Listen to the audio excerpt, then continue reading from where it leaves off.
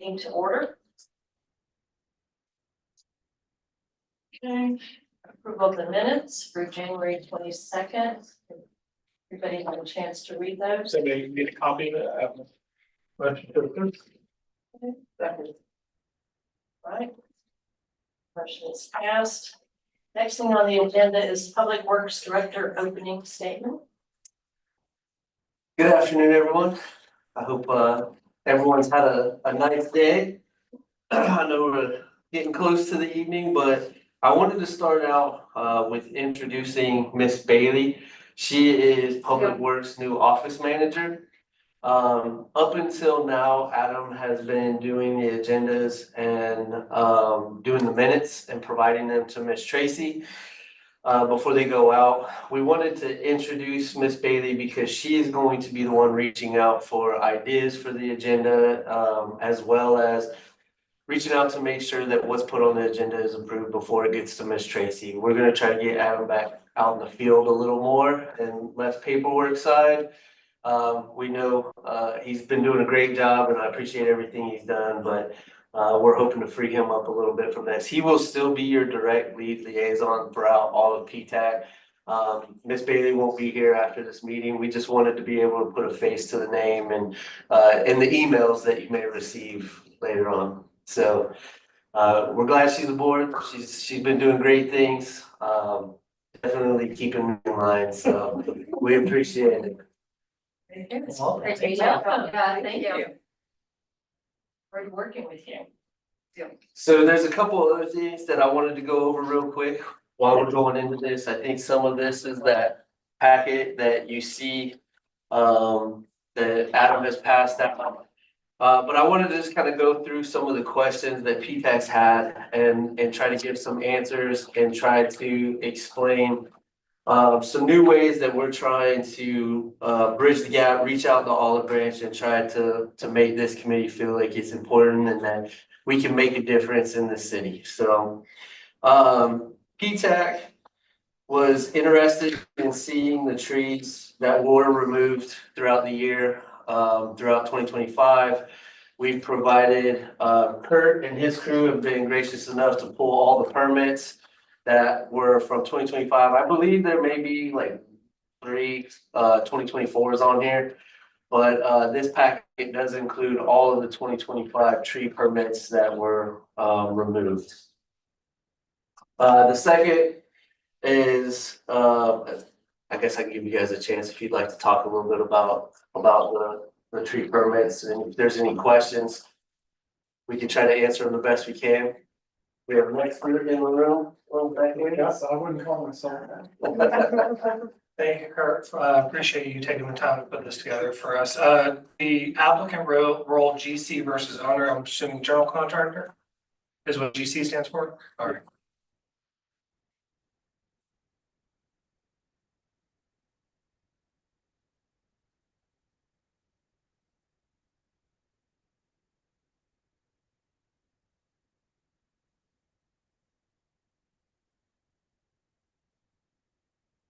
And on the part here where it says the project activity, description line 1 and description line 2, does that match up with the particular permits here?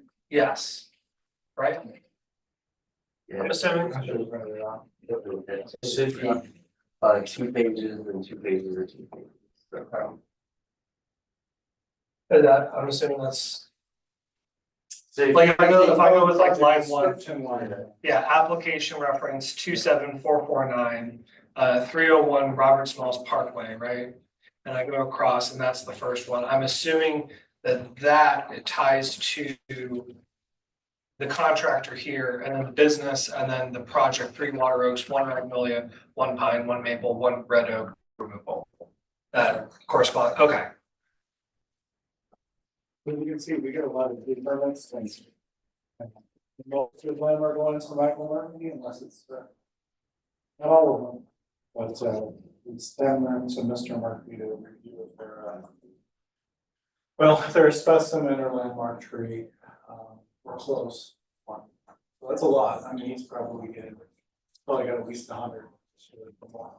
And we'll turn it down if he says if the tree is healthy, it can be saved. So if he tells us the tree can be saved or pruned or anything at all, we will turn it down. Because we changed the code, so now I have the authority to just turn things down. So I use the arborist report to do that. Okay, perfect.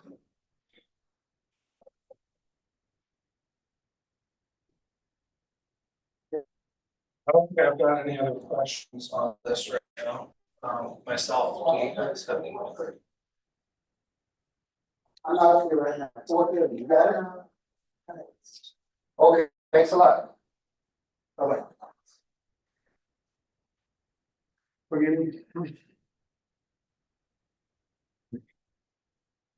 have any questions? No, a lot of information. We can, Is this an Excel? it is, we're gonna share it with everyone. I apologize, it was probably my fault. I got to this late with Adam to try to build this packet.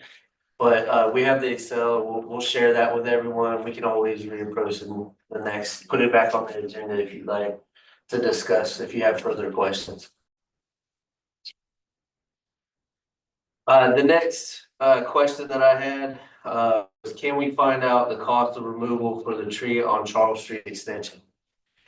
I have reached out and we have an email from the project manager, Jason Hedrick, who works and has helped managing the project for SCORE. He's with McCormick Taylor. He put the clearing and grubbing cost for this project was a lump sum cost that covers the entire project limits. OSE procurement requirements do not require a detailed breakdown of cost to a per tree equivalent. Thus, this project does not require the contractor to provide a per tree cost to complete the required clearing work related to this project. Thus, we do not have a dollar amount for the specific removal of this singular tree. And I will share this so you can have this information and reach out if you have any further questions with that. But as we are not the project lead with Public Works, and SCORE has created a website, and I'm gonna get that for everyone as well. That is a quick reference to questions and FAQs that may be out there over the project, so. Did he indicate how much was set aside for this, for the entire project? Would you be able to reach out and ask him?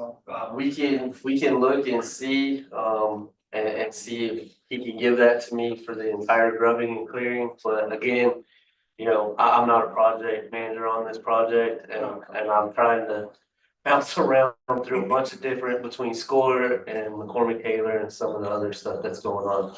But I did want to show you that we were making progress trying to get answers and answer some of these questions that have been sitting out there. Thank you.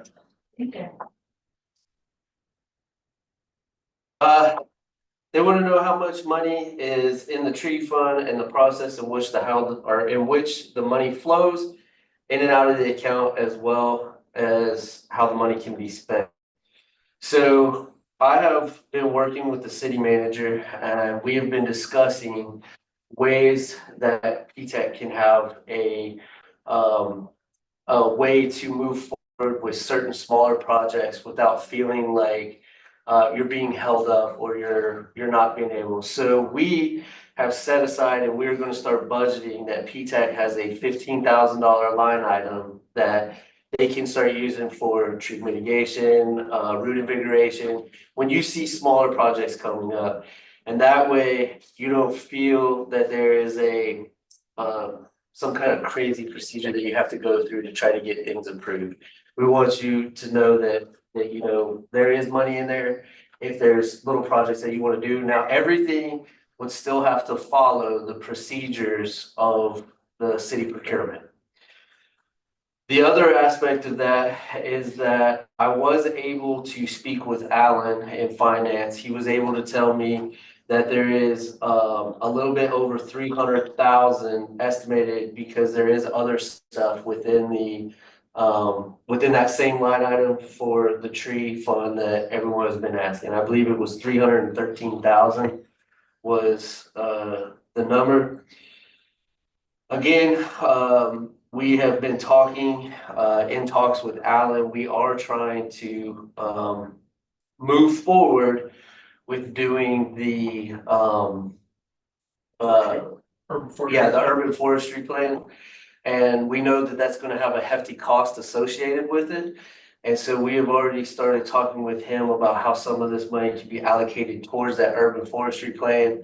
Later on, you're gonna hear, I think it's in your packet, that Adam has reached out. I don't know if you included the email. I didn't include the email yet. We actually got an email back today from the forestry department explaining we missed the deadline for the grant match. It closed in December. However, they said that they're gonna keep us in mind if it opens back up.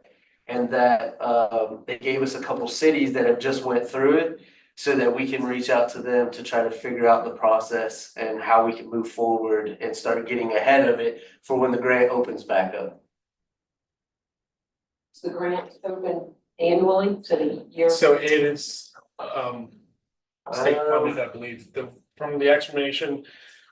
Would you like me to read the email? You can, right? Okay, so Charismat is our representative, for our county, so when I reached out to her, she said, thank you for reaching out. Our most recent grant cycle closed in December. If additional funding becomes available to rerun this grant, an announcement will be made later this fall. The urban forest management master plans have a cost share of 20%. You will need to stick to your procurement process to figure out who will complete the plan. Mount Pleasant and Somerville have been through this process and have completed their plans in the past. If you would like to connect with them, we still have our technical assistant on our website and that you can review what was offered and the process of applying. And they attached the link in there, and they also attached the guide to an urban forest plan, which I printed out in our last meeting. So there's still some information in your packet. You'll see there was a poster that they posted for the 2025 year, I believe it was, for the urban forestry plan. You can go to the website and watch that webinar that talked through the entire process of getting it, whether if it was through a match grant or if it was through just funding from the budget. So there's information out there for us to gather to kind of present to city if that's the way they want to move forward. But it does seem as though they're waiting for state funding for that grant to open back up again. So now, And then Somerville. Yeah, no. prepare, they went through the grant thing. Yeah, they went through the process. So they're preparing for urban forest, So, the well, it states here that they've been through the process and they've completed their plan, so it seems as though they've gone through all the steps. They've gone over the topo survey stage now. And again, we received that email today, so we haven't been able to deep dive into it. We'll share the link that's in there that leads you to the grant opportunity and how to do that. As well as we kind of move through this process, if we reach out to those cities and they kind of help us through it. Or if we can maybe get a member to come down here and speak to everyone about the process. We do want to move forward, try to start the ball rolling and get ahead of when the grant does open back up so that we can be basically shelf ready and just move forward.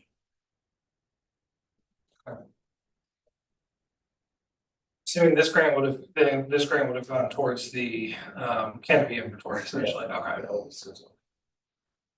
Okay. Back to the budget that you were gonna allot to Ptac of 15,000.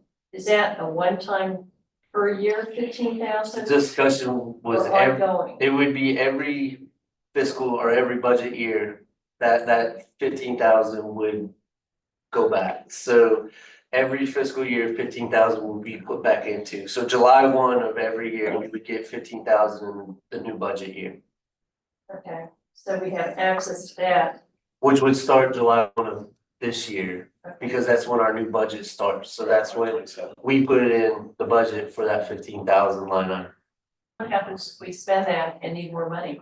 Then you would have to go, it would defer back to the process that we had, where if, let's say, you found something else that wanted to go through, it would just be approval from the city manager before it goes into the process. What we've done on previous projects. So if I So if I'm understanding this correctly, the $15,000 essentially would be if Ptac says, hey, we'd like to do this project, right? Yes. The 15,000 allocation is without city manager approval. It's Well, essentially kind of like our, anything that goes through the procurement process ultimately gets signed off, and even for us, we'll Yeah. get signed off for the city manager. But that 15,000 could be spent in multiple different ways. I'm still working that out kind of with Alan, with what can be fully spent, and may be able to be training for the committee, to be able to learn more about certain trees or certain other things that are out there from Clemson Extension or whatever else is out there. But again, you know, if we see things like Hermitage, when we did the root invigoration and tried to help the live oaks out there, and we didn't necessarily have the budget for it, and then it went through the process and ultimately came out of the tree fund. This would be able to where we kind of skip all of that, and you'd be able to just go, hey, we want to use this 15,000 to do on these trees here and try to get them back healthy. So it's a way that you guys can maneuver and kind of do some of these smaller things without really thinking like you have to go through a big process of getting the city manager to approve, then going through and us trying to input it and all of that. It's already gonna be a line item. You tell us it gets approved through here, we go back, we input it.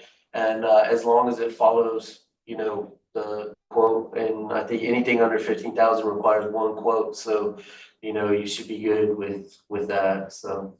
Yeah. is it a use it or lose it situation? It would, yes. Okay. So it would, again, I don't know the full understanding, but the way that I would understand it is if it did come from that tree account, it would roll back into that tree account, and then you would just get a lot of new 15. It's kind of like when we don't use our general fund, it goes back into the general fund, and then we would just get a whole new budget the next year.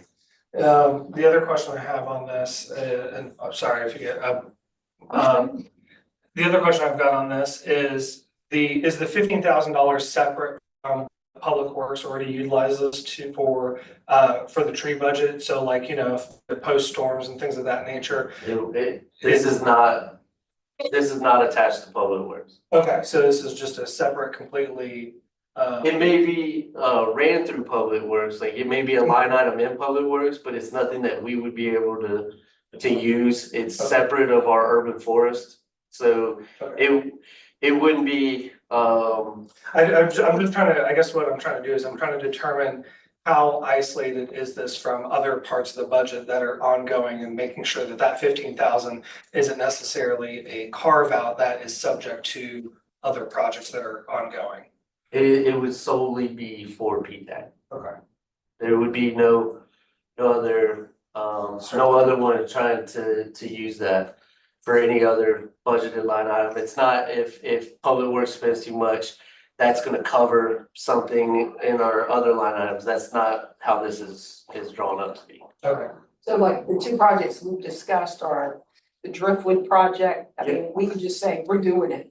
Mhm.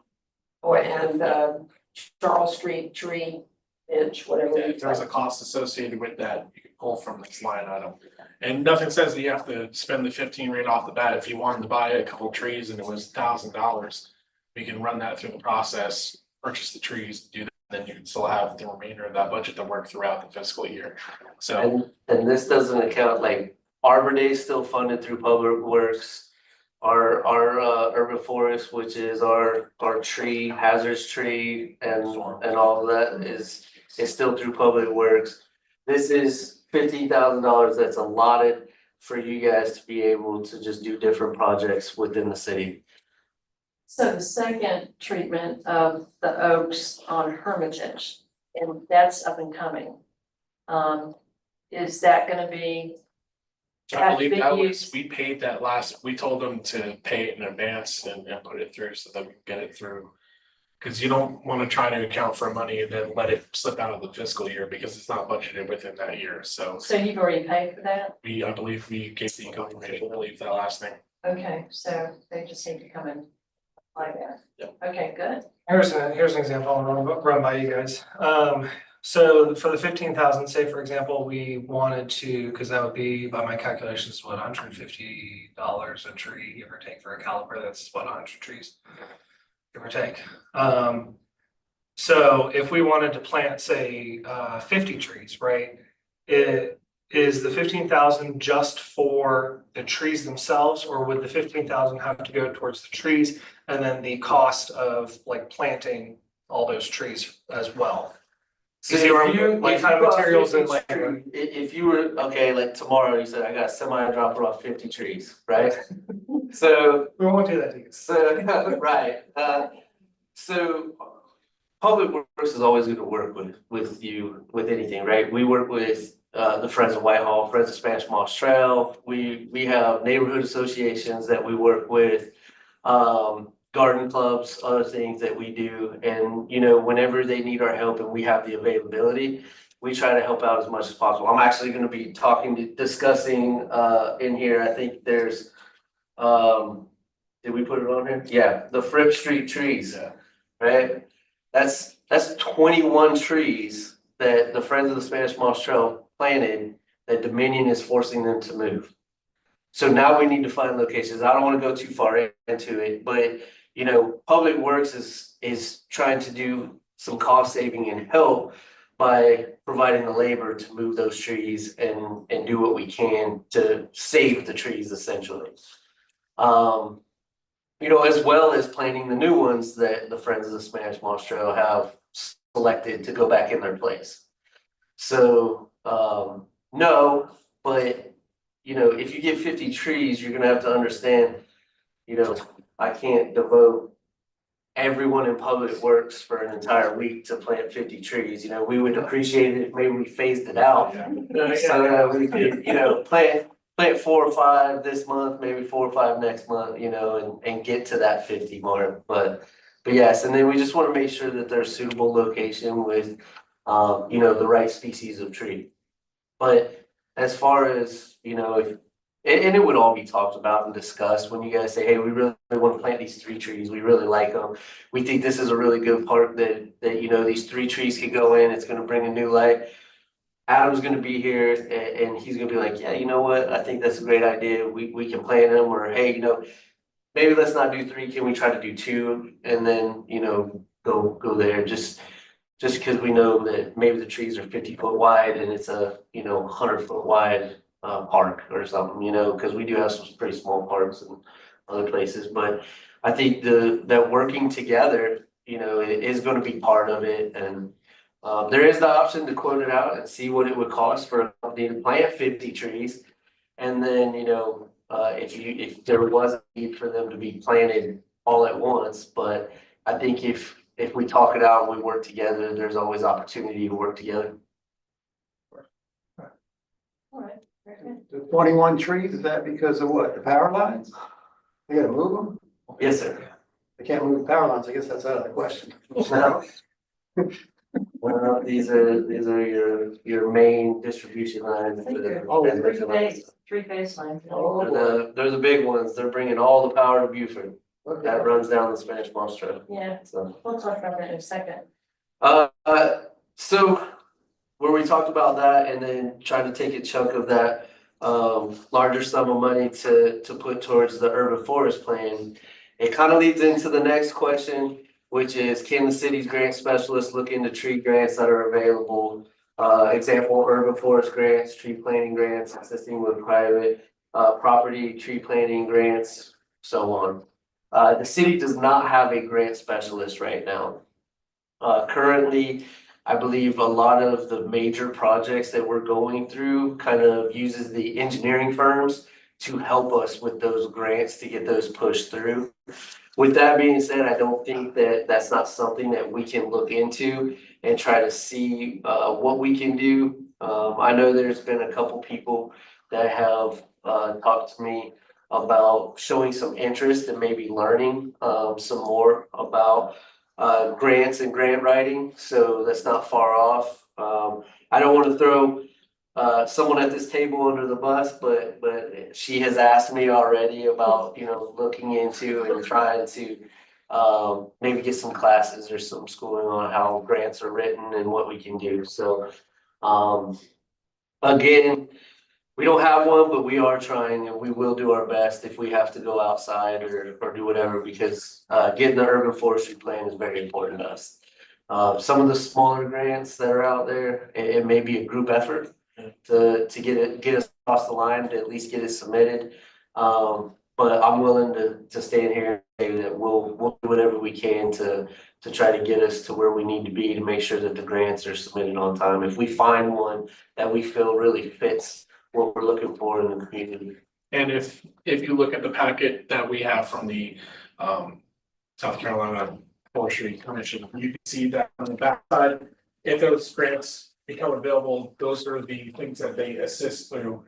So you can see there's different tree spending accounts and urban forestry plans. So it's not just for urban forestry plans. There's other funding that they have available if the state does give them funding.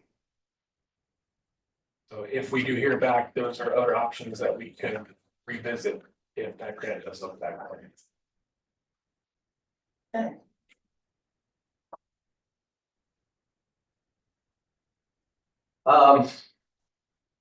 The other question that I think was posed was the meetings.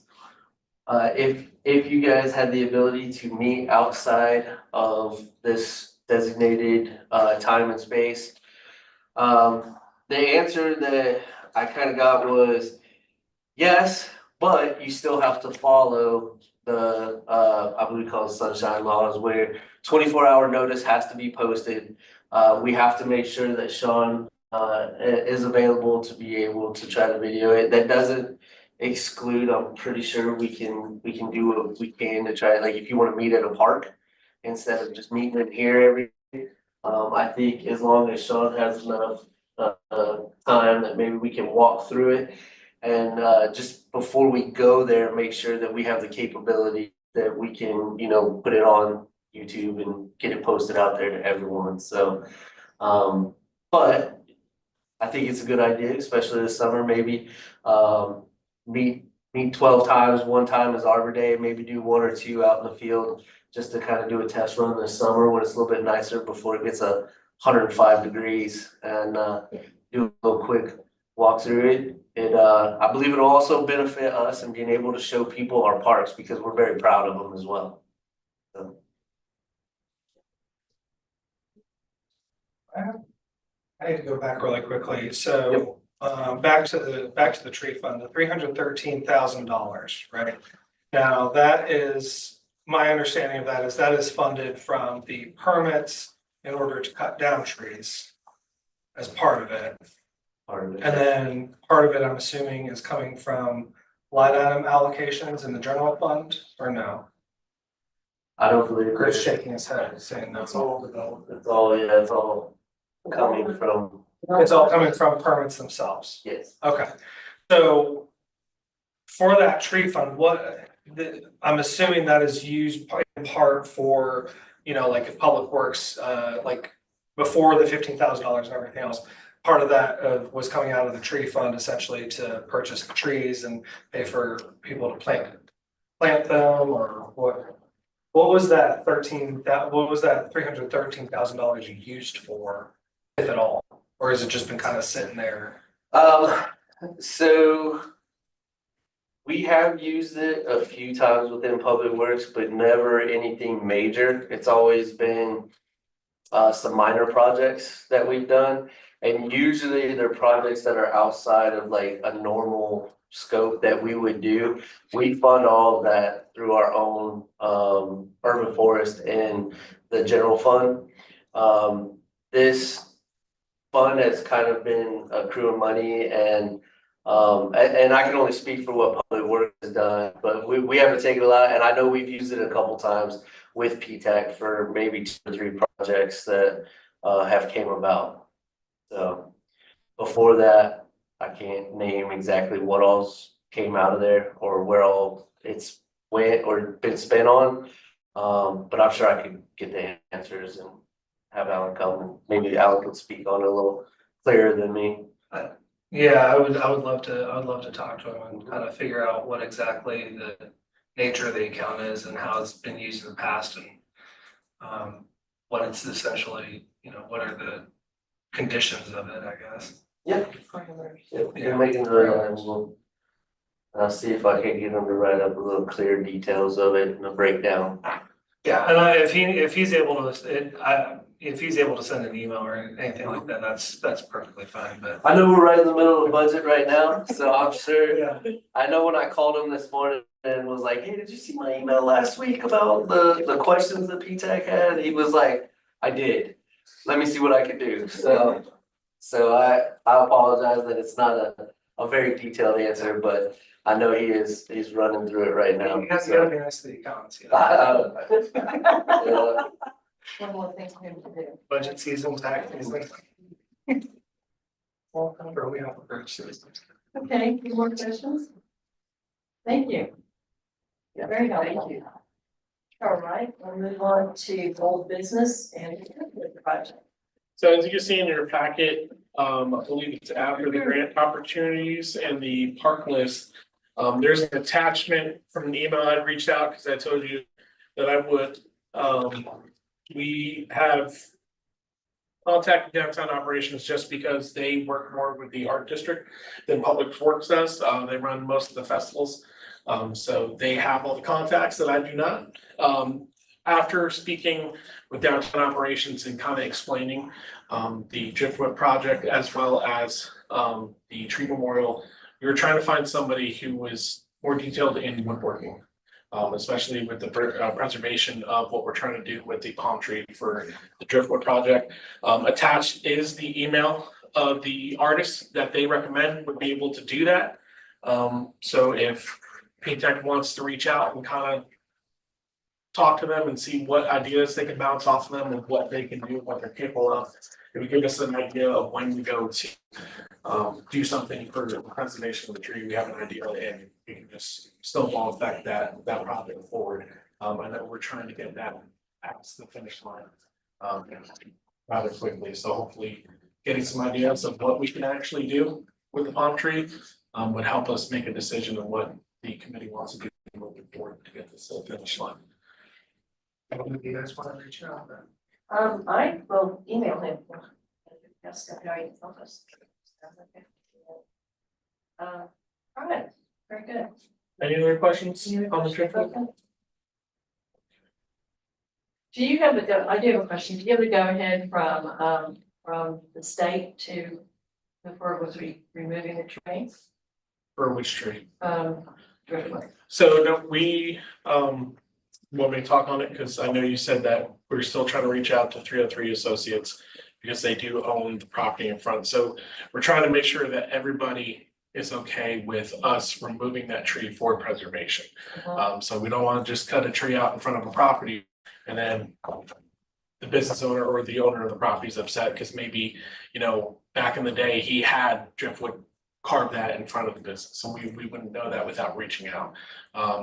We also have to try to coordinate with SCDOT because of the right of way of the tree removal. So once we reach out or there's contact made through the city with 303 Associates and we cross that, I think we can move forward in that process of removing it because I believe that was the committee's recommendation was we were going to remove that.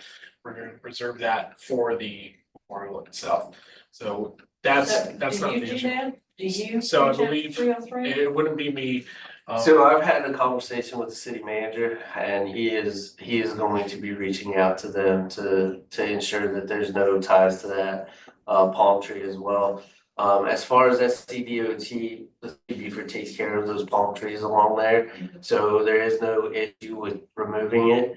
Now, if we were to try to put something back, it would probably be an issue with DOT, but as far as removing that tree for preservation, there is no issues. So how long ago did you talk with the city manager about him contacting 303?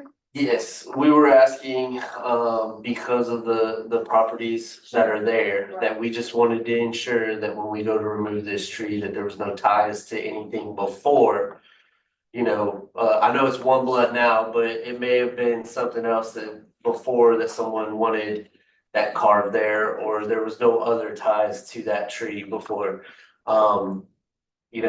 we live in a tricky kind of place and time where, you know, you don't wanna go and just cut something down that may be special to somebody else, even though it is in the right of way. Right, but how long ago did you talk about seeing Richard? It was probably like a week, maybe ago, that we discussed that. It's busy, but we just have some people that want to see the project move forward. Understood, and we still have a couple things with trying to figure out exactly how, I believe it's gonna be preserved, so. I think we have a little bit of time with reaching out to the artist and reaching out. That he will be able to have us that answer, we'll be able to move a lot further with the next meeting. Okay.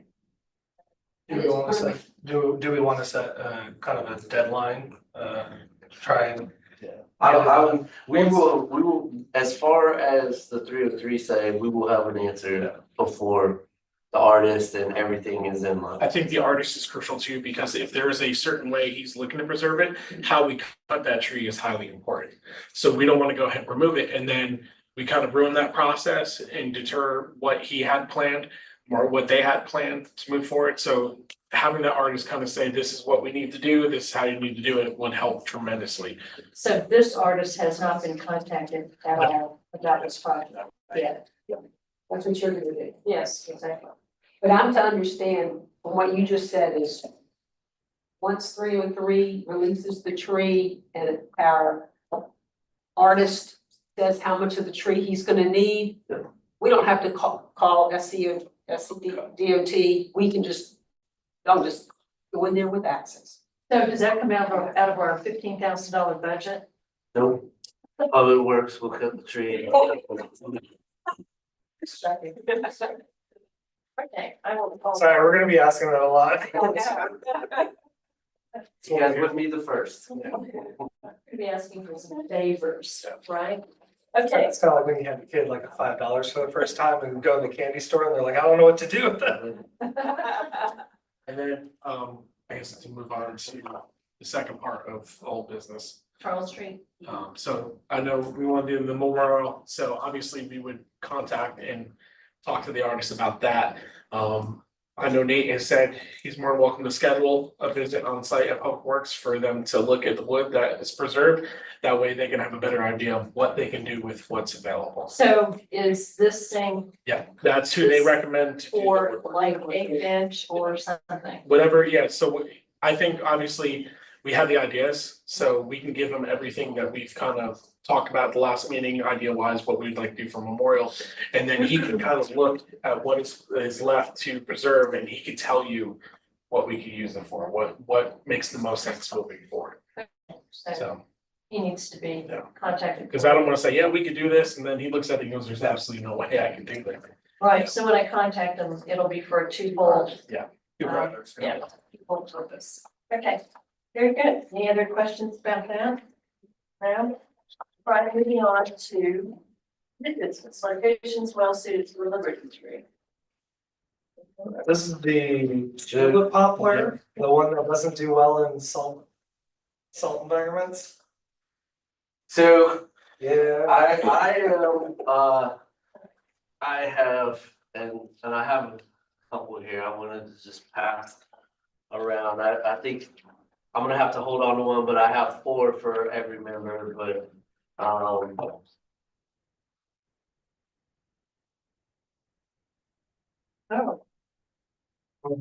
Things. Yeah. So we're, this is a packet for everybody? Everybody gets their own. so I did print out 4. You guys have to share. But I'm gonna hold on to one real quick, if that's all right, just so I can kind of speak about it. So, we did get a descendant of the Liberty Tree. I have a nursery inspection certificate from the Maryland Department of Agriculture. I have a history of the Maryland's Liberty Tree. And I also have a certificate of authenticity that this is a descendant of the Liberty Tree as well. The small tree that you see pictured here, with the mayor is about the same size the tree is currently right now. It just doesn't have any leaves on it at the moment. It is at my house. Wow. I do have it at my house. We've been taking care of it. My kids call it the president because I'm always like, water the president, so. But, it's doing good. I texted pictures the other, whenever we were having kind of our harsh winter, I brought it inside. I texted pictures to Adam just to say, hey, I just wanna make sure the tree's still looking good and healthy. It's got green buds on it. It looks like it's gonna be doing very well. Well, I think we've decided what the name's gonna be of it now. Yeah.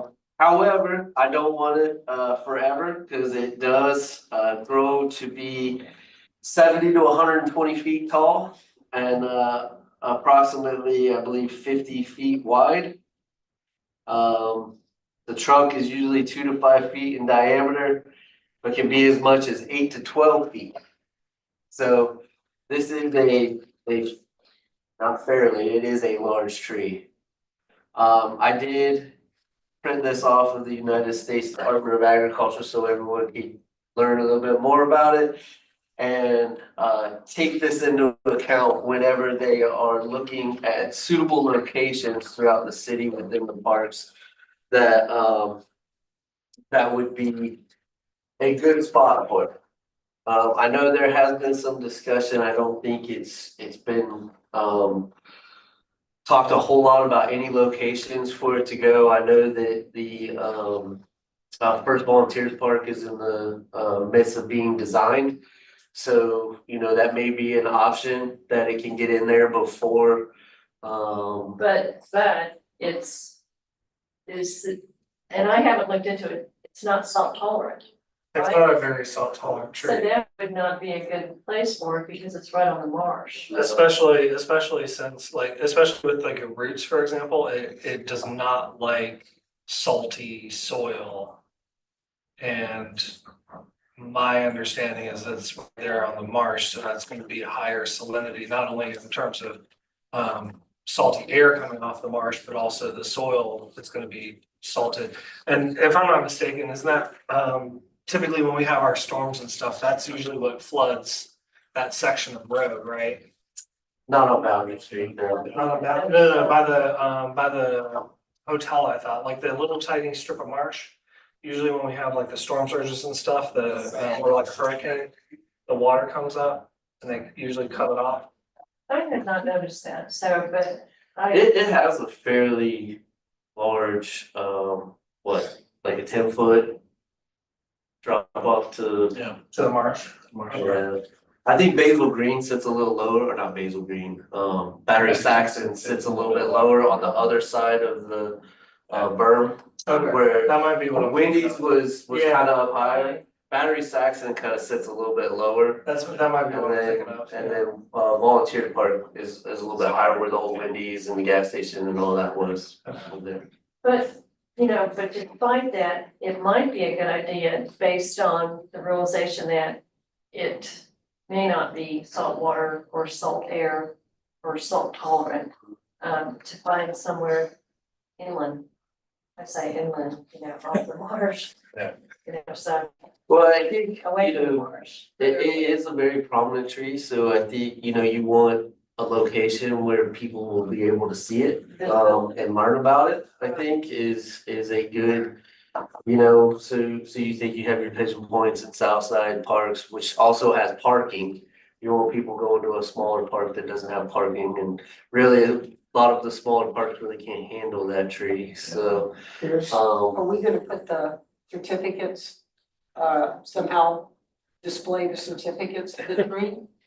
I don't, I mean, we could probably get plaques that explain, about the tree and its lineage. And I'm sure on those plaques, we could always say that, you know, information is wherever we put I don't know where these would go, City Hall and the bookcase or.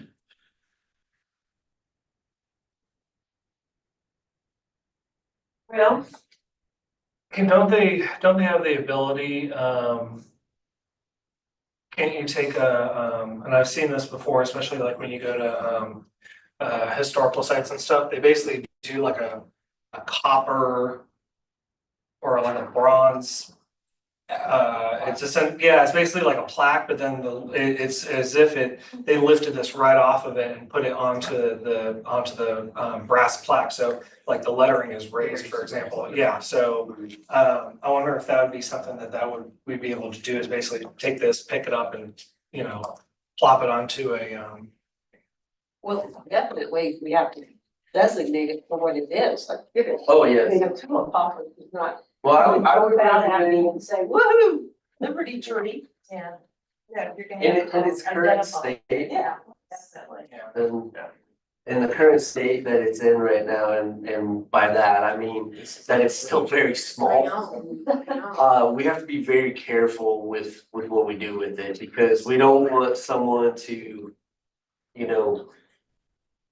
vandalize, tear it up, weed eat it, cut something, do something to damage the tree, right? So wherever this tree is selected to go, we want to do, especially if it's in one of our parks, we want to do a very big piece on learning about this tree. It's gotta be. Where it's at, protected it's environment. going to have tree protection all around it, it's gonna have a fence, it's gonna have, a lot until it becomes big enough and established enough that it can protect itself. Is it too late to incorporate it into Southside Park somewhere?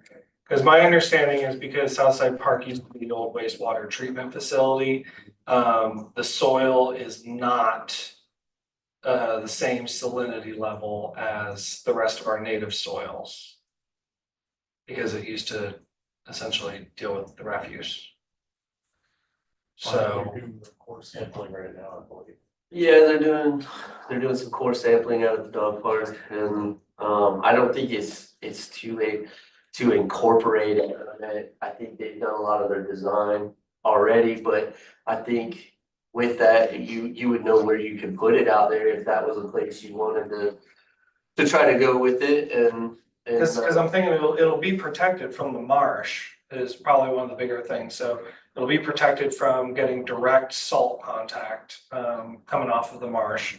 And the soil content is also going to be a little bit more favorable for it.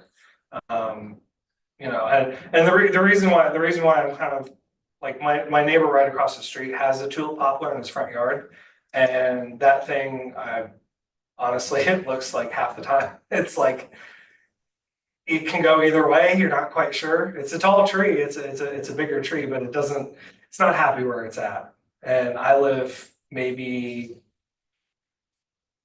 I want to say maybe a few blocks from Southside Park. So I'm not that far from Southside Park, but I am closer to the water than Southside Park, much closer. So I'm kind of, as terms of consideration on that, I guess.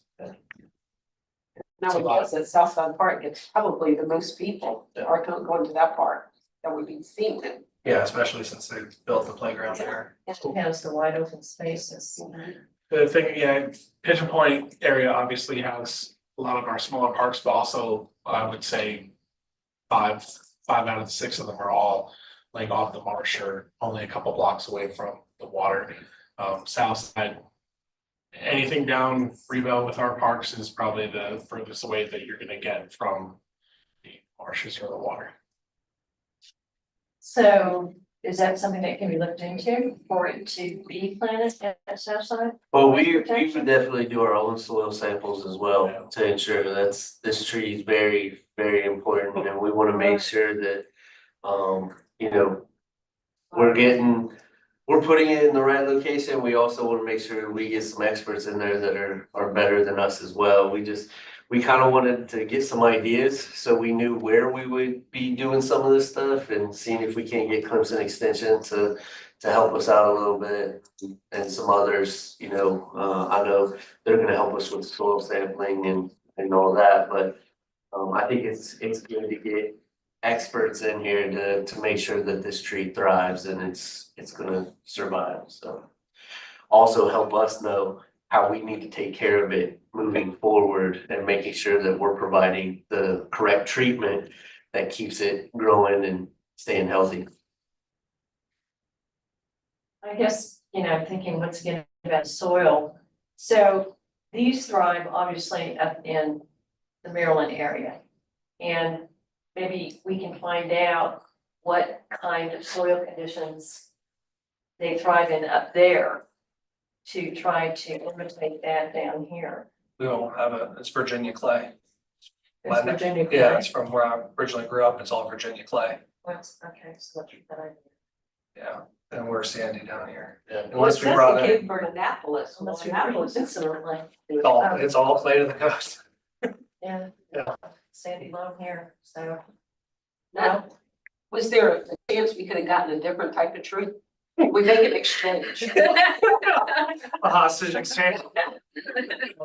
You send pictures of proof of life They and were, then ask for another tree. I think the two, they it's a were, liberty tree is an elm and a tulip poplar. It's the only two that they consider the liberty tree. Okay, So. I didn't know if an elm would The elm would have, flourish more here. it would have. Okay, that was my the question. difference I think is I got an that elm I planted. because this Liberty tree came from Annapolis, it's a tulip poplar. That elm one is the Liberty tree from, I think it's in Washington.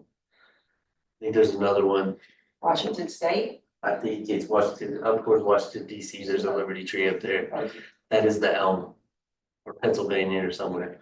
But there's a different one that, I'm probably gonna get in trouble when I go home because my kid just did a thing. They went through, they did the Liberty tree in school, so she was coming home and telling me all about it. Did you bring it in for So I show did. and tell? You got to put her into the meeting so she can report to us. Yeah, yeah.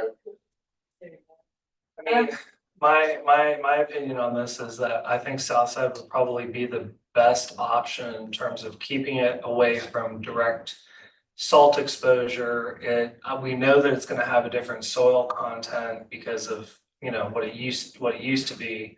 I'm not sure if they brought in that soil to fill in the open wastewater treatment pits. Or if, did they? I'm not sure where it came from. Yeah, but I imagine that it was probably, further inland is where they brought that from, which means that the soil content is gonna be a little bit different and it's gonna be a little bit more conducive, I think. So you've already done your core samples and sent them to Clemson? We're waiting for, we wanted to see if you guys had any specific locations that you wanted. Yeah. Then we would go and we would do soil samples and send those off and see. Usually, yeah, they're really timely in returning to us, so.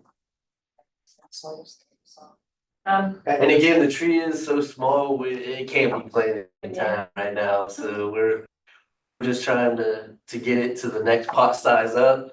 And then get it kind of flourishing and then hopefully in the next planting season, try to get it where it needs to go. So that being said, you're gonna be responsible for the president tree for I- another year at least? It survived the winter, so it's probably gonna go back to public works now.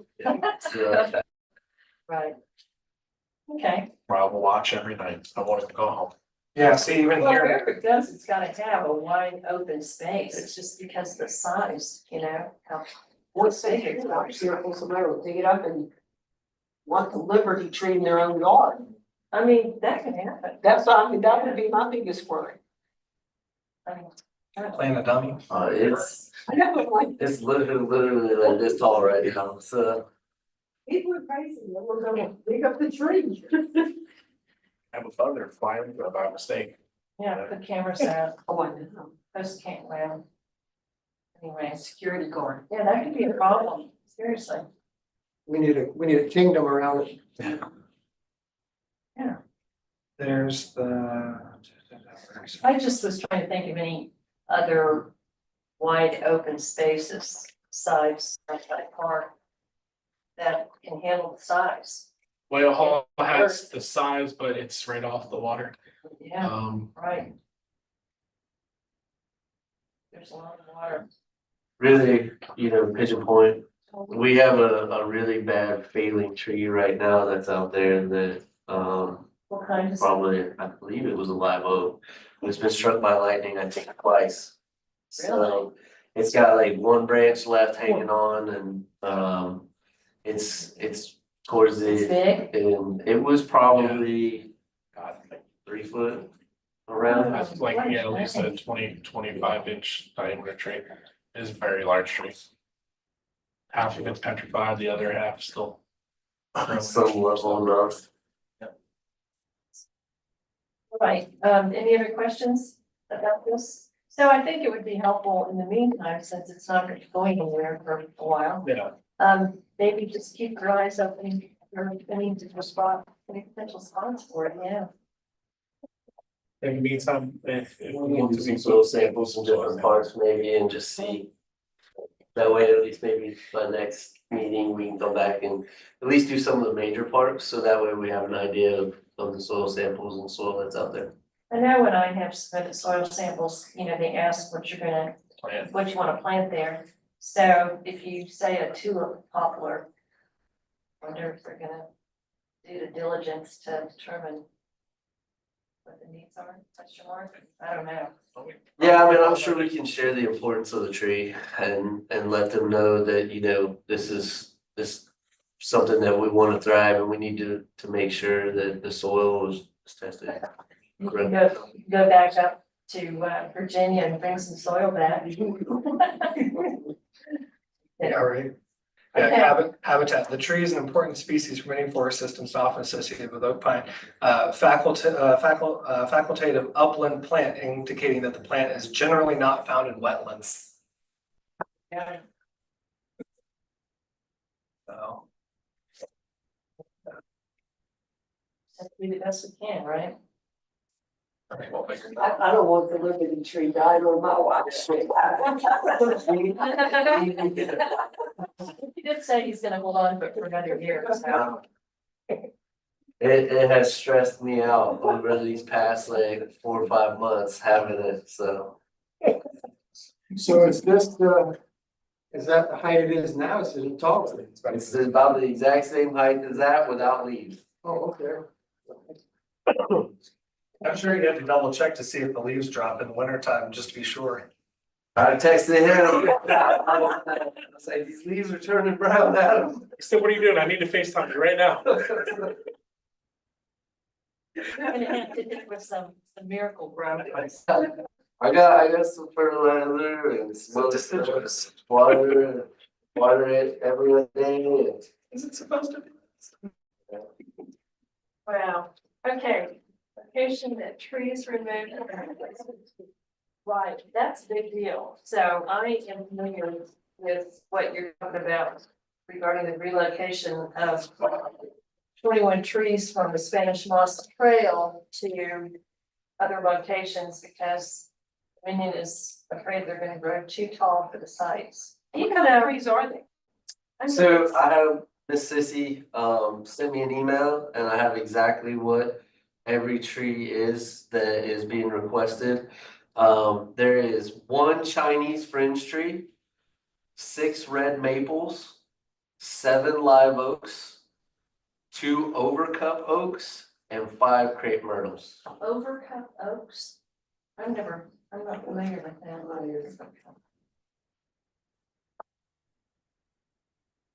And the trees were bought by other people and dedicated, yeah, they were donated and dedicated. To whoever they wanted to dedicate them to. So. This is, So trees are now not to be planted along the Spanish Moss Trail at all. along that section, because above, yeah, Yeah, I see above, it.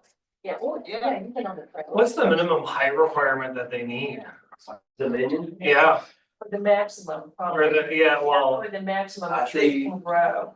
So when we went through a lot of it, Dominion had a recommended list, but I think Michael Murphy, when he looked at it, was kind of like, oh, these are all bushes, they're not really trees. And I think he worked it out to where they got a certain type of crepe myrtle, what I think it's called tonto. Yeah. That Dominion approved that's gonna go back there. okay. That's So, gonna go back, it's already been moved. but they, Tonto? That's the, No, they're gonna those are the plant crepe myrtles that are Oh. gonna replace the 21 trees that are getting moved. They're putting 21 crepe myrtles back in. I don't know. 21 current trees and the planting of these, now it doesn't give the number of how many's going back in. So can't, a possibility would be to transplant them somewhere else on the trail? There's not many locations. The only location that makes sense, We approached that and It's clear. tried to find a Is place. it way down there? but they didn't want it closer, obviously, for the donors. So what are the possibilities? Parks? It would Places have like to be- that? it would have- Along the sides of the roads, because the city gets, has a certain amount of easement.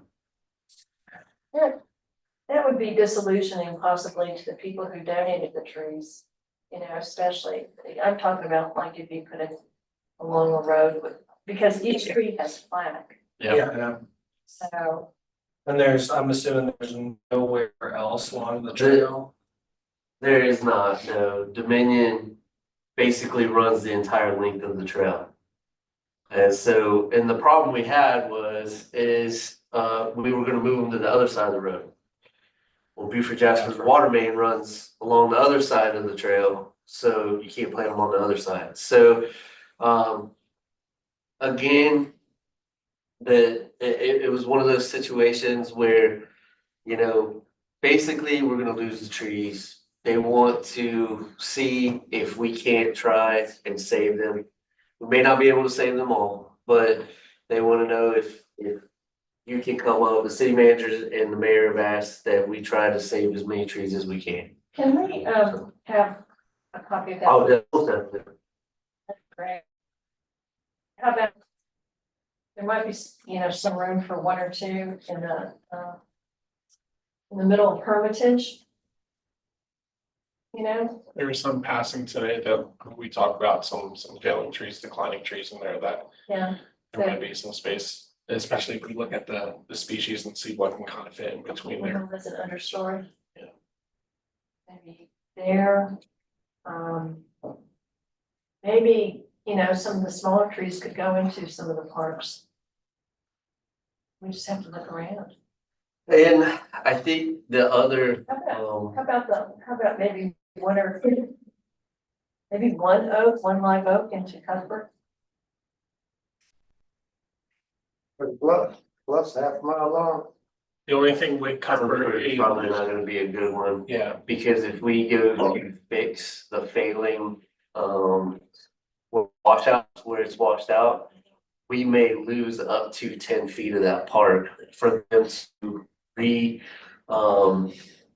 to restructure and restabilize that bank to meet that slope that they're gonna need to try to fix that. What about Secession Park? Downtown across from the Wells Fargo. That tiny little part? Oh, yeah, that could maybe fit one story. Oh, Yeah, No, the one that's, Oh, it's a bench. are you talking about Freedom Park? Freedom Park. Yeah. Oh, Freedom. Oh, yeah, right, where they have the tree right in the middle. That's where they put the Christmas tree right in the middle, Where they used to, yeah. right? Yeah, you said 7 live oaks, that's. So starting from the beginning, can you also send us a list of parks and locations? All right, yeah, That's in here. Oh, okay, super. Then we just need to start looking. So The bluff's a half mile long. I don't know if you can get a few trees in there. Don't we have some crepe myrtles that are not doing so hot on Bay Street there? You know where I'm talking about? They're right when you're coming off the curve and you're headed towards Rebo Road. You've got the crepe myrtles that are planted along, there's a few of them that are planted along the side. They're full of Spanish moss. Are you talking on And Depot? they need to be mossed. Are you talking on? On Bay Street, yeah, Bay that are on Street, Bay on Street Bay before you get to Okay, Depot Road. I know which one you're talking about on the left-hand side, as you're coming around the curve where Logan Park is located and. Yeah, left and right hand side, yeah, and that stretch there. Yeah, well, what about the new, the Spanish Moss Trail that comes up Depot now that y'all just got laid, all the concrete just got laid? So that is actually a wider, it meets the trail specifications, so I believe it's like 10 foot wide, Yeah. walkway. So there's no like overlay room for planting any kind of trees or anything because they had to go right through the, right of way. And so it eats up most of the right of way. I think there's like a 1 foot or 2 foot gap between the property lines and the trails. Can we ask the owner who, isn't it Paul Somerville who owns the corner there? Right there, Depot and Rebo Road, usually we're like every election season, everybody puts all their election signs and everything. That's bad, that's a open land for us. Is it, no, you're thinking on the other side of the corner. I'm thinking of Oh, I the know one, what you mean. It's on the right side. yeah, the Depot Road side, that I believe is owned by Paul Somerville. Could we ask him if he would be, ask him if we can put, here's some trees that can go on this piece of land, because it's just that tiny little corner. But what about private property? You know, I think I think if we could put them within parks or right of ways is probably first, but I think saving the trees is a big, importance. Very we important. will, it's a big push for everyone is to try to save them. So, I could reach out to Miss Sissy and see what her thoughts are with planning on private property. The issue. Ms. Bailey, thank you. Yeah, it's great meeting you all. Thank you. Thank you. Yeah, Take care. see you next time. Sorry to interrupt.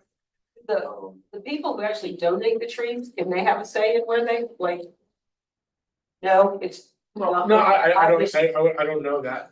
I know that they're wondering where the trees will be located. I know they've said absolutely not Clarendon just because of how far out it is. They don't want to travel further to go see the trees. I guess most of them are in the vicinity of where they're planted now, so I think they're trying to find something that's still close by. Yeah. So. Again, I can't speak in detail because. Okay, 20 minutes. I know how much those trees would cost. Yeah, so very pretty penny for those. Okay, you, Each one. I got your number right, at 5:30. And so. Yep. The other piece of this, right, is that we are getting down to like crunch time. For transplanting. We have to the end of March. Before Dominion comes in and cuts them down? No. And so we're trying to figure out, I mean, we're trying to do a lot of ways with trying to figure out what we're gonna do as well with trying to get them moved because, as Public Works, we don't have that capability to try to move them. There's not a whole lot of funding to move them. Dominion has gave some money to try to help fund some new ones and some other stuff, but so there's a lot of moving pieces that need to be moved in probably like 7 to 10 days. How long does it take to get permission from DOT to, plant trees in the median? It would have, if it's their, meaning it's an encroachment permit process that. I'm thinking about Hermitage. The city maintains hermitage Oh, medians. so we can just go ahead and do it? Yeah. Okay, can we get a copy of that? I'll make a copy of You know, it in a minute. Okay. Wow, pressure. If Dominion's gonna put back the crepe myrtles, the tontos, can the plaques remain where the new trees are going in so that the donors feel like they? still I have don't a know the tree? plaque situation. I've I know never, they did, but I'm just saying like, Yeah. if the So- tree might get cut down, so maybe if they got a tonto and the plaque got to stay. At least So- the donors. so in that aspect, we're not part of the plaque. Yeah. Okay. All we are doing is assisting the Friends of the Spanish Moss Trail with moving the trees. Yeah, and I think. So the plaque may stay there, it may not, I don't know the Okay. answer to that. A question I have, and you may not know this answer, is when they donated the money to buy these trees in memoriam, did they have a choice of what kind of tree?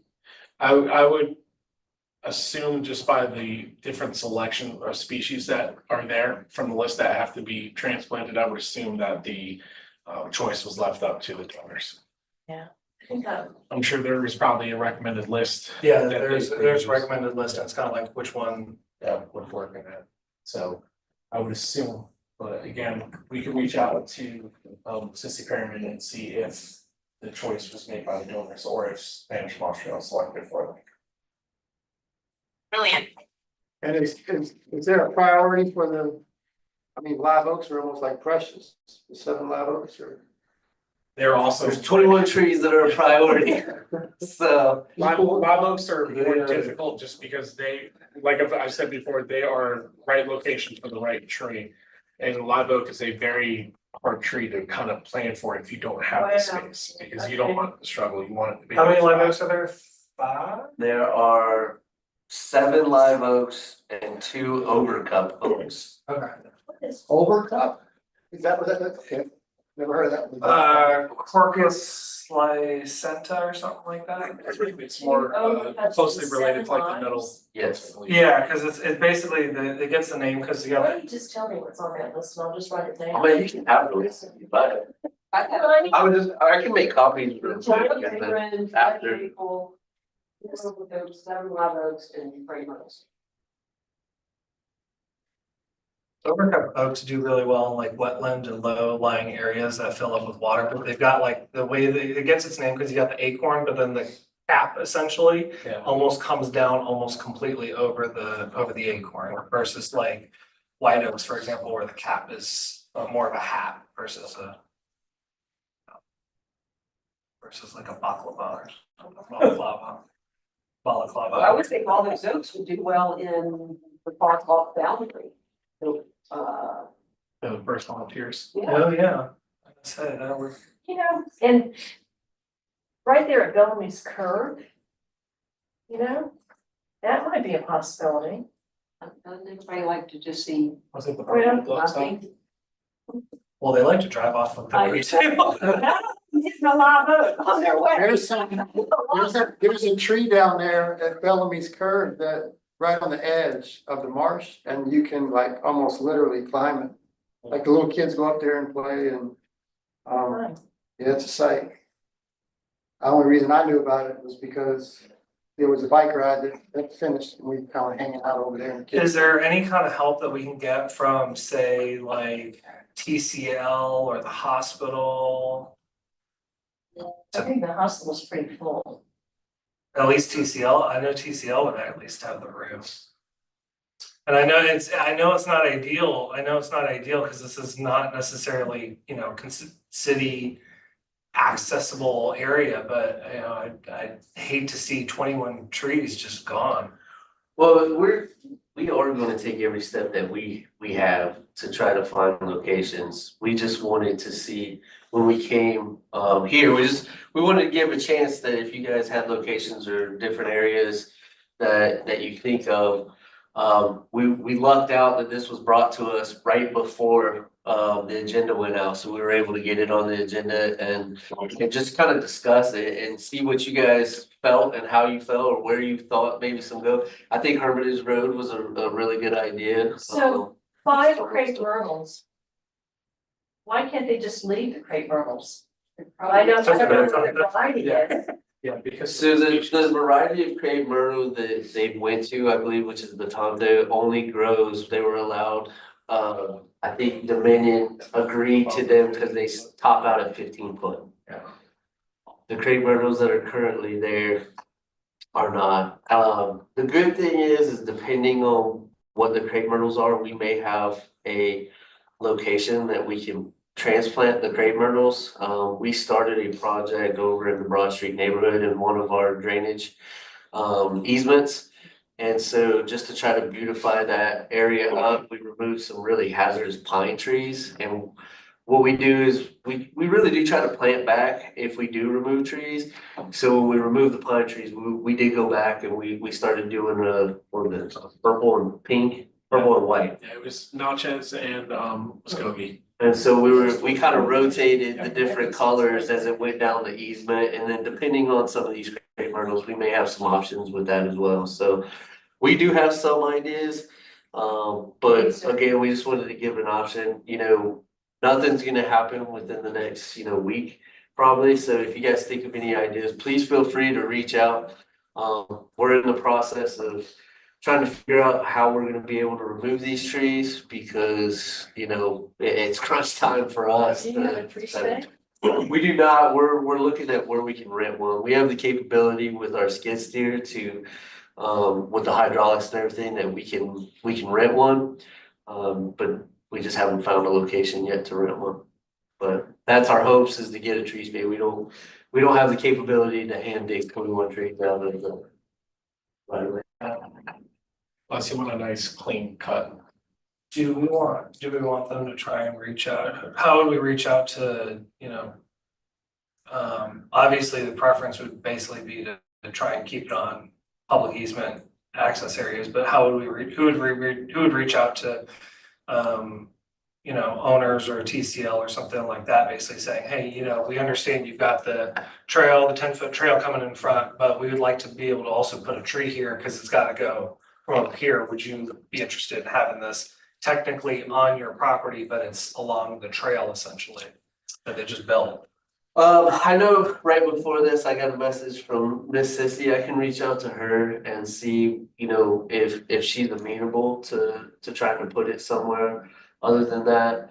Somewhere other than, A city right away or park, you mean on the private property? private or the hospital or whatever.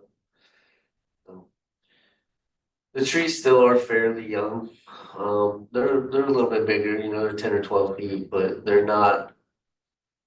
They're not. They haven't been in, you know, for maybe 5 years. Some of them. And not all of them even. And I don't think they're that established. Do you? I don't think they're that established.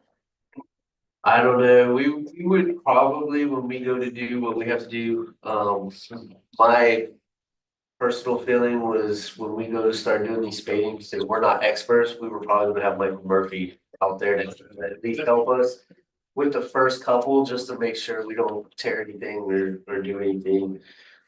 I'd hate to go to all this work to try to transplant these trees to just go right back to killing them when we take them out, so. Yeah. So I guess our job is to be on the lookout for places to transplant them to trees. Who the email, you? Yeah. Okay. All right.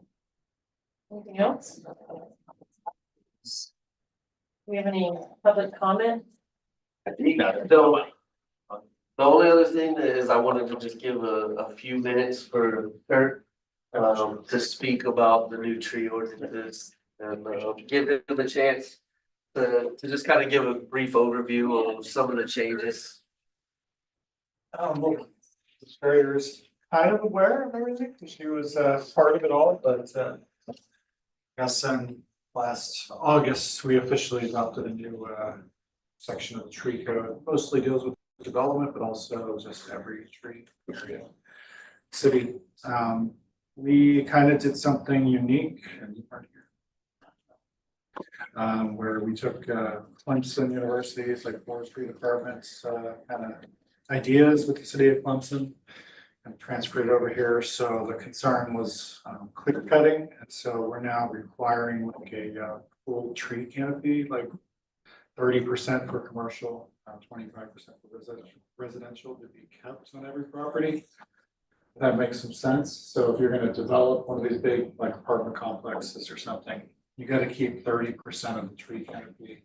It's supposed to obviously favor more established specimen type trees.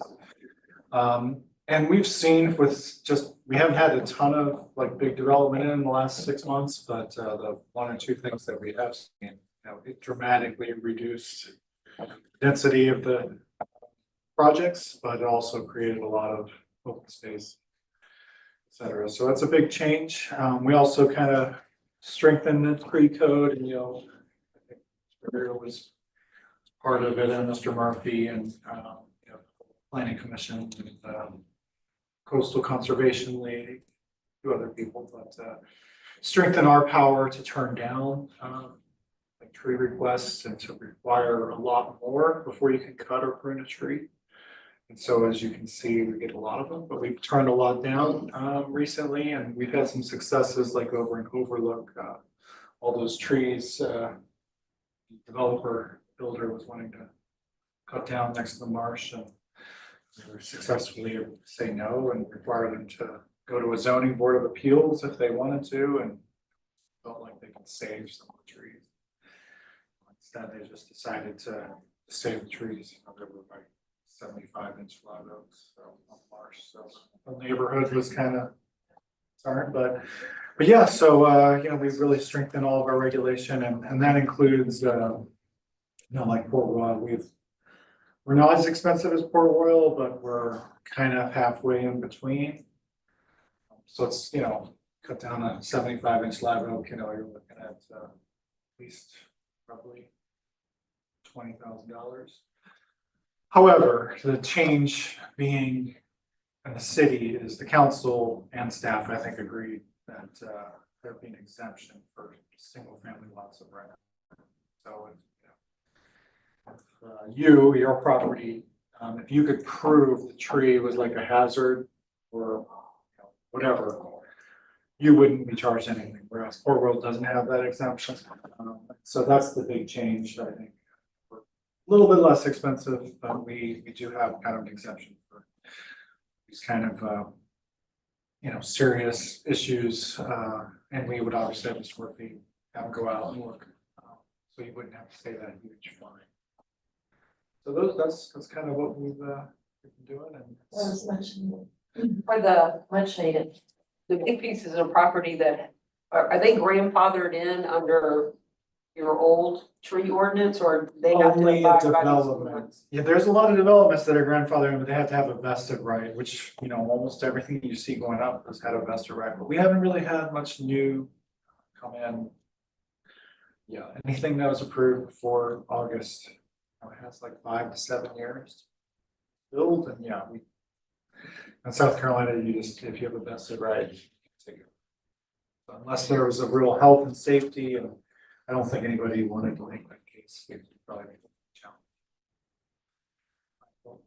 But yeah, so it's a big improvement, and if you, as you can see, you know, we're actually inspecting all the trees. Tree now turning, so it's been a big change here in the last year. So yeah. Much needed. Okay, thank you. Any questions? No? If you have any questions, Nicholas Navia has kind of become our Mr. Wellens here. He's kind of our tree go-to person. We'll go out there with Marcus sometimes if he has to. But It's Nicholas, not yet. Nicholas Navia. Yeah, you've seen I've him. seen him. I actually have one follow-up question. What's the, I'm assuming there's nothing in the code. So say, for example, I come in, right, as a developer and I go to develop a property, right? And obviously, you know, I've got 30% of tree canopy that I've got to maintain, but then I'm also gonna have to plant additional trees to offset it. Is there a rule that if I plant a tree and it dies within a certain amount of time frame? So like, say, for example, I do my development, and then 10 years down the road, we're looking at a dead stump that, Yeah, dead we trees. Is changed there any that to- requirement that basically says, hey, you need to put the tree back? Or like. Yeah, so that obviously came up too. So you know, you see a lot of landscaping that's died, or you know, buffer areas. Like I don't know what they were thinking with the Buford station, but they approved like a whole new. Yeah, we changed it so the landscaping, we can take action on landscaping on any commercial site now has to be like living in good condition. We can cite you now. Okay, So 'Cause I'm before thinking- they were just doing a bond for like 2 years, and after that 2-year period. yeah, it's that was whatever. it. There was no recourse essentially. So we did change that also in August to, you know, require all trees, all landscaping to be in good condition. Cause I'm thinking of the Lowe's, like the Lowe's property specifically with the amount of, I don't know if you guys have been there recently, but like the amount of dead trees that they've got all over. We can Are check. you talking about Lowe's or across the street? Lowe's. Apartments, or No, like the Lowe's parking lot, where like all those trees and everything that was planted when the Lowe's was first built. I'd probably say half of them are completely dead, like they don't do nothing. We can check the Lowe's. We have had a number of meetings with the stations there. We approved the replanting. And like the removal plan. Very much against that. I think they're gonna start, in March or April, kind of start replanting some of those areas because what was approved was not so great. And that's dying, so we're already on that. Just kind of waiting for the plans.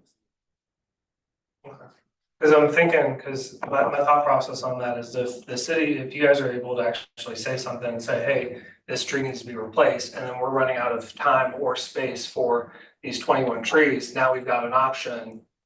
At least in my opinion, where it's like, hey, we know that this tree is where there's supposed to be a tree here, but we've got one that is already established and living and that we can put in its place, and then that way it kind of kills two birds with one You stone. could, but they'd have to, the They'd have to- challenge with that is, if you, especially a corporate entity, they're gonna have like all sorts of legal issues and, who's gonna do the work, and by the time that Fine, probably yeah. goes through. Yeah.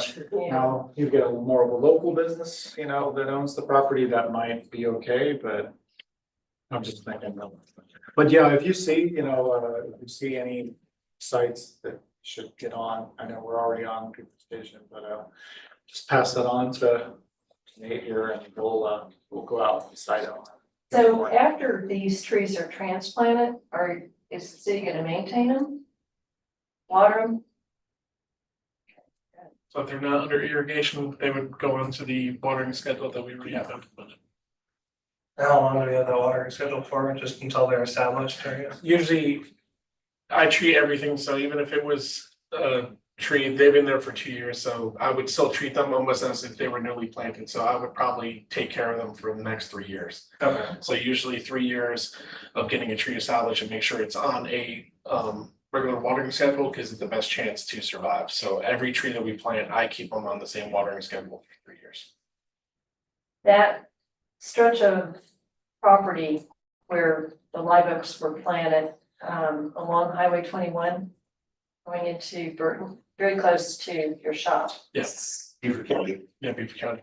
Is that right? So we can't transplant any live oaks. I think there's 2 live oaks that are needing replacement.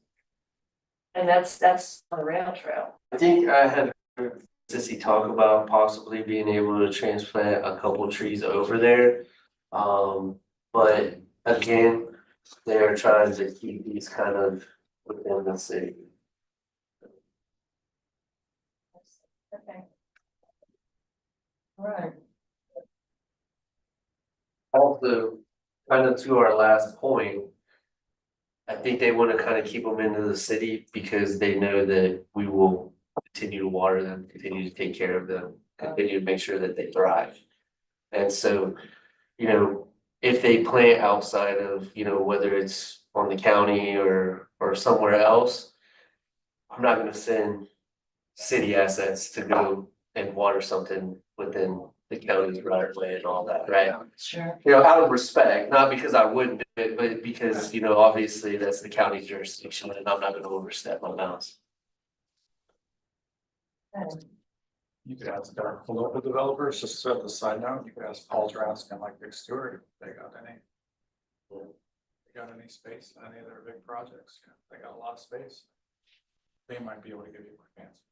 So is that a quick phone call to Dick Stewart? I mean, is that? I could make a quick call if he wants me to both of them. We can, let me check with Miss Sissy first, cause ultimately it is, they are still kind of under the Friends of the Spanish Moss Trail.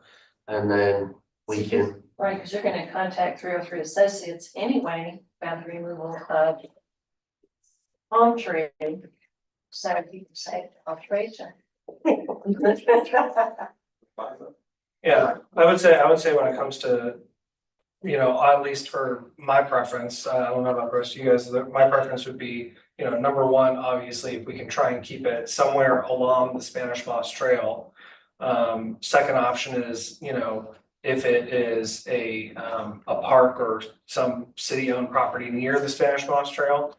And then followed by, I guess, like if there's somebody who lives along one of the trail spinoffs or one part of the trail that it's technically private property, but asking them, can we put a tree here? And then I guess the last resort would basically be, finding a place, any place in the city. So, do you guys agree with that? It's kind of an order of operations, I guess? Or, You said that we really can't plant any of those trees near the trail. Yeah. The trail is out. We've already exhausted. You looked at that We've, new sidewalk at the end of North Street? It goes to the trail. It's probably not that long, but. so there's a Buford Jasper water main that runs right along that sidewalk. Yeah. You covered it all. Okay, thanks. Thanks for the update. Yeah. Thank you, Very much. Yep. All right, we I just twisted his arm, just kidding. He was like, all right, anything else? All right, meeting is adjourned. Hey Kurt, you got a minute? Okay, oh, you can write me. I'll give you that.